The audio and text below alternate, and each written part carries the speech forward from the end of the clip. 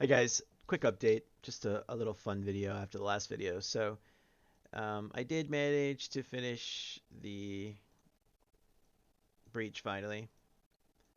Looting that was the most satisfying thing I've done in the game. I saw a video from Seb K talking about some of the time loss jewels in the Paragon board. I thought that was pretty cool. Uh, but you know what? I think I'm done with this character. Um, I'm more interested in something else. I think my plan right now is I'm going to liquidate my gear.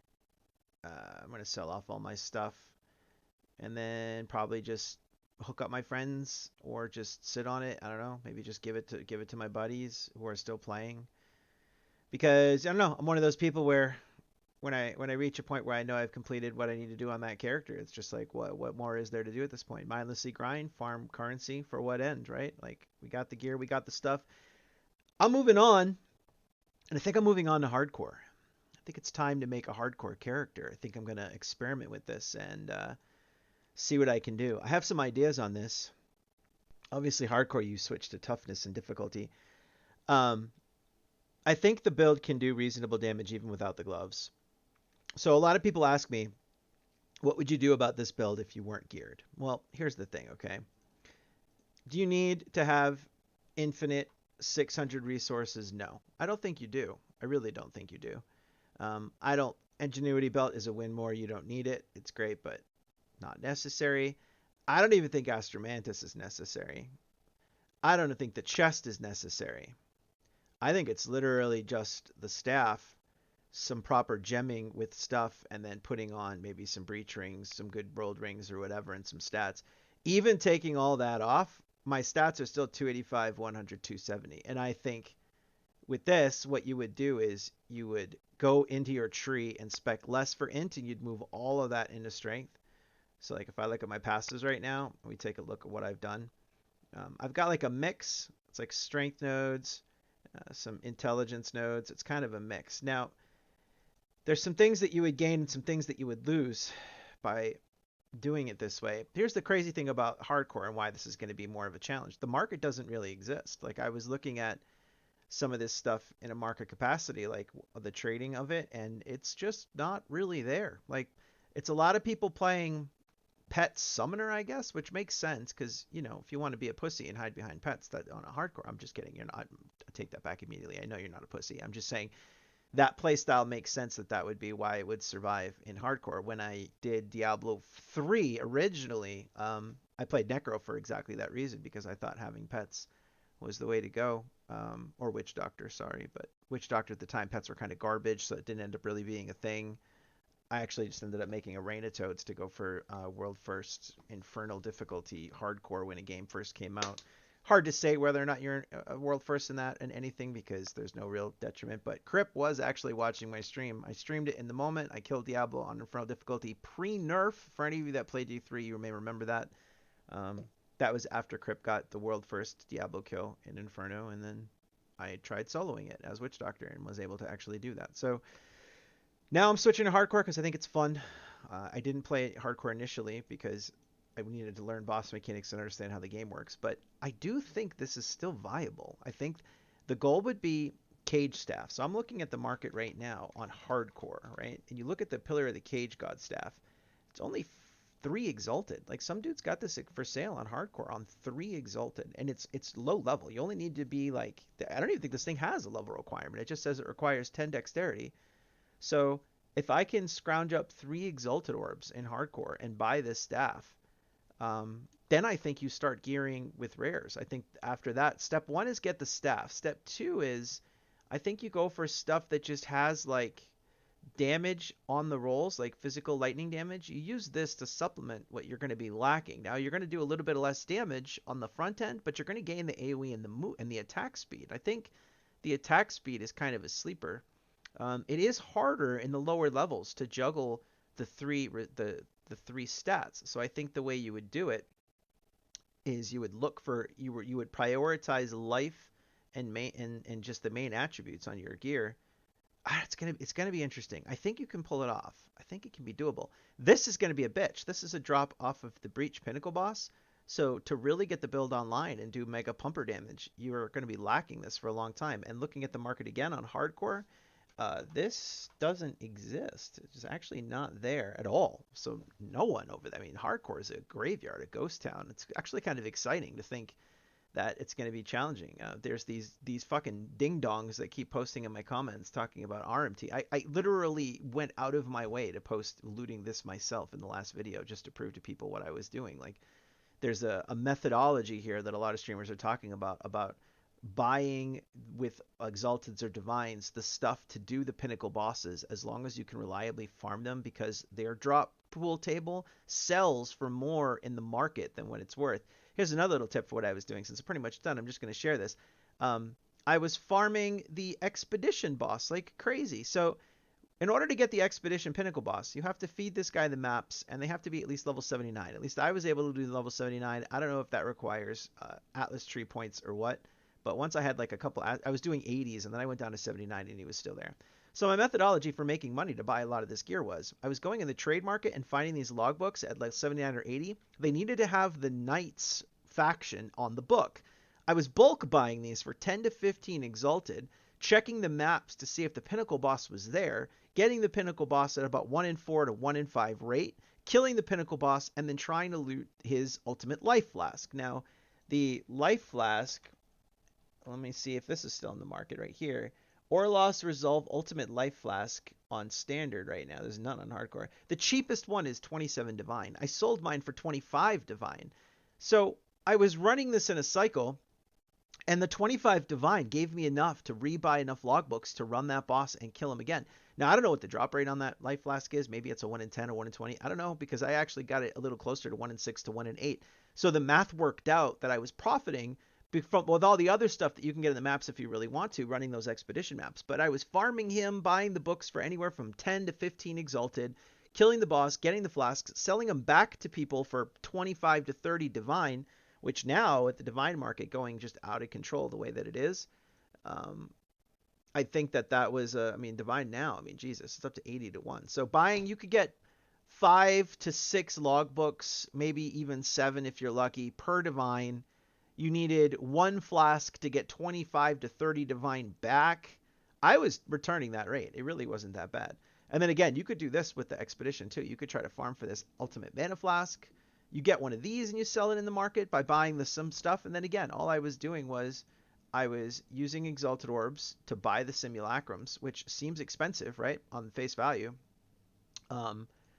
280 to 1, okay? So it seems really expensive, right? But here's the catch. In addition to going for this, which can sell for 50 to 60 divine in the market, something else I was doing was I was selling my delirium fragments that were dropping because these were dropping pretty regularly. Now, I actually sold out because I dumped a bunch just a little bit to get exalted. But these were farming pretty regularly. Like I have 6 of these blue ones right now. This is purely just from running the delirium events. So I was using that, selling the blues, getting exalted back, which is 21 to 1, right? So I'd sell the 6 that I have. I'd get the 120 or whatever, 126. Wait, now it's down to 19 to 1. What's going on? So there we go, whatever. So these are 19 to 1. You do that, place order, done. So now you're getting this, you got these orbs, and this is what I mean. Is like it's just a long process of churning out the stuff that you're doing and turning it back, grinding out the resources from running the things themselves, and then using that to repay for it to buy more. And then if you get lucky and you hit the mana flask, you can sell it for 50 to 60 divine. The trick is just getting your character to a point where you have the kind of power to be able to farm those reliably and not have to worry about deaths. It's not even, look at all this, the low stuff too. This stuff sells, I mean, not much. Like, let's look at the green and the yellow juice, right? Like, if I have green and yellow juice, I know it's not much, but it drops so much in those things. 2 to 28, right? So even that yellow juice is another 64 if I sell it, right? So wait, I thought I had more than that. I have 66 of these, right? So I can do 66 of these. It's going to give me 165 of this back. Like, why not, right? And it's just, it does slowly pay for itself. 262. So I'm getting another 165. I don't have that many of that. How many do I have? I have 38 of those. So yeah, so we got another 100 there. When you run enough delirium events, you're going to see what I mean about this stuff just drops like crazy. And this isn't even taken into consideration that I was trying to push this higher and getting a couple deaths in the process. So I wiped a bunch. And even with wiping and not fully completing it for my chance for this, just from getting the delirium and the other random orb and drops, the yellow drops or whatever between each waves, it was enough to pay for it. So this was the method I was doing to do it. Now, is this going to be more difficult in hardcore? Absolutely. The market's way thinner over there. It's going to be much more cutthroat. I'm going to be relying on rares to accomplish my goals. My two pieces I think in hardcore that I really want is this neck, the mana neck for the shield. We're going to bring this bad boy back. And then the staff, this staff. If I can get this staff, I'll work around it and I'll build around it. And the reason for this is survivability is also obviously at a premium. I think initially my plan is I'm going to gear for health and mana before chaos damage really just goes through the roof and becomes the major problem.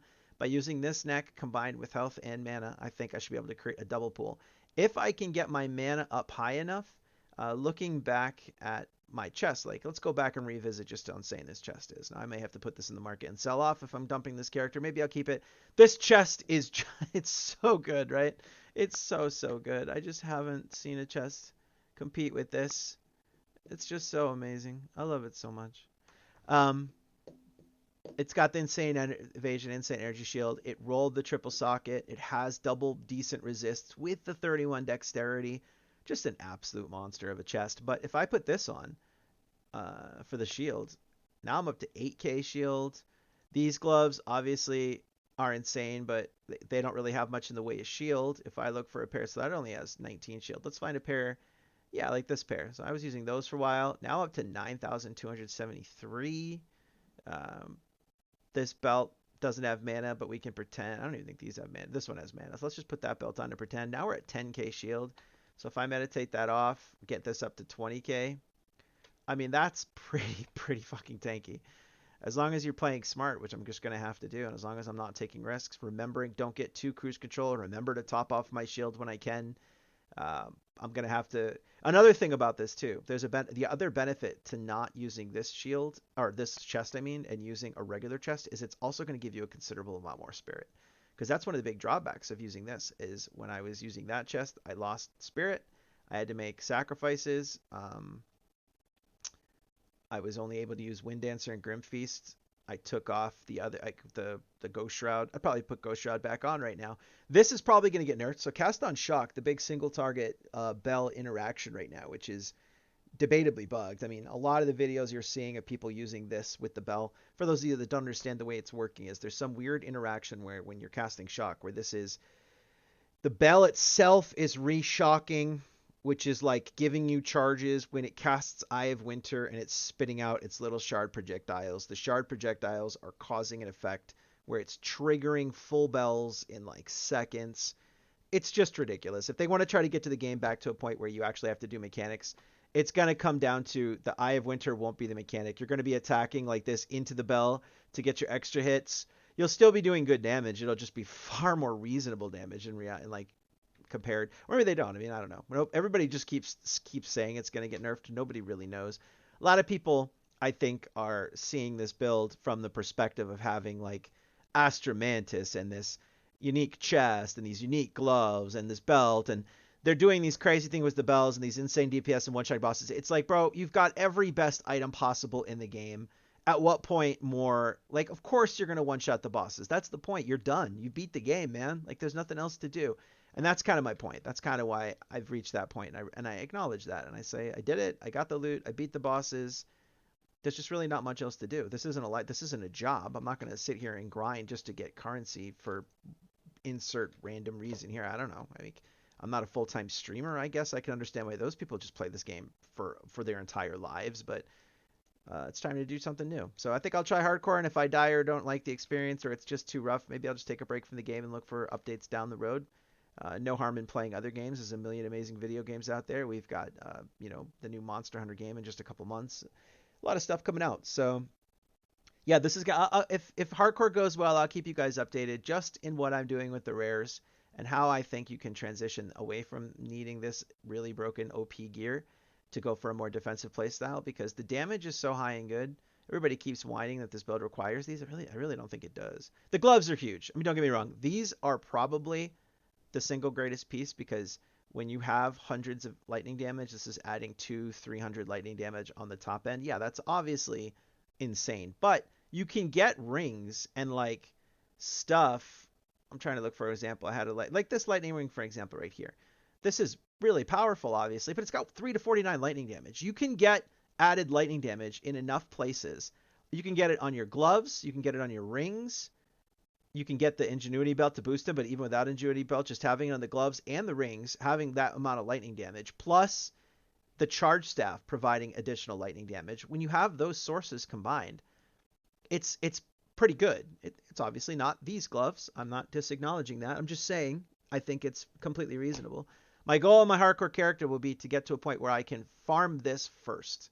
I need to be able to farm tier. I think you can get them on any tier. I think it's just a percent based drop, a percent based drop when you kill the breach boss. Someone can correct me if I'm wrong. But if I look at the number of these in the standard market right now, the reason I make this claim is I don't believe it's that rare. There's 169 of them in the market. So I kind of get an idea of what the actual rare drops are based on the number in the market. The fact that there's 169 of these tells me it's probably like maybe a 10 or 20% drop. But when you compare that to like Orloth's flask, right? Like an Alisurf, the life flask, there's only 12 of his life flask in the market. And if you search this market, this right here, the Melting Maelstrom, Ultimate Life Flask, and you search that, now we're talking 3 in the market. You know what I mean? Like it really starts to shrink. And that tells me that these are like the rare drops. But I don't think the gloves are that rare. I think if I farm him at a lower difficulty on hardcore, if I can get to that point, I don't think it'll be too bad. I think it's totally reasonable and something I could accomplish. So yeah, there you go, guys. Just this is all just to explain that the videos in the future, in the coming days, depending on how hardcore goes, are probably going to shift. It's no longer going to be about this broken OP build that everyone's hyper aware about now. It's going to be more about, just casual updates on how I'm doing on hardcore. If I do, if you don't see any more videos, then you'll know I got absolutely smeared on hardcore and I'm not doing this anymore. But I think I'm going to liquidate this out a bit, give some love to my friends or just let them borrow the gear. Honestly, some of them have been talking about Astromantis and the gloves and all these other things. I may just kind of lend them some of these pieces, let them play around with it so they can experience it because why not? You know, it's a video game. Why not have fun? Let your friends have fun too. But all right, I'll see you guys in the next video. Keep looking on the horizon for that. We'll see how the rare swaps without these pieces go, going back to this for survivability on hardcore. And I think that this build is still good even without all of these items. I think you just fill these in with rares and this, and I think that this is going to be hardcore viable, and we shall see. So more coming soon, and I'll be back. Have a good day, guys.